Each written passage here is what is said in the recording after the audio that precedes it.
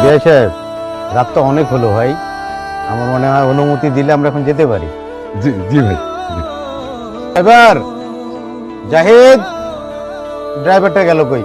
বাবা, পরীক্ষায় তো সবসময় আমার নামায় দিয়ে আসছে, আজকে শেষবারের মতন কও না, পরীক্ষায় যেন আমার নামায় দিয়ে আসে।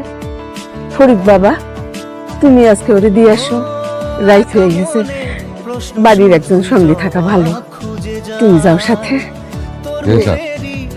ঠিক আছে বাবা, নাও গাড়ির চাবি নাও, চলো আমাদের বাড়ি। জি, উঠো মা, উঠো।